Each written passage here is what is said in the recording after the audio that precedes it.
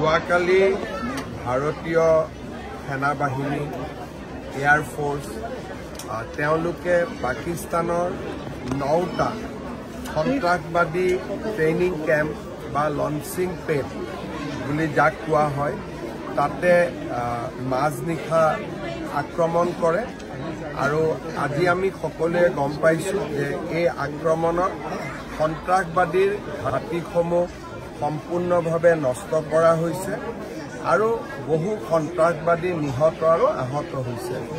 আমি ভাৰতীয় সেনাবাহিনী, ভাৰতীয় বায়ু সেনা আৰু ভাৰতীয় নৌসেনাক অভিনন্দন জনাইছোঁ। অহা দিনকেইটা প্ৰত্যাহ্বানমূলক হ'ব।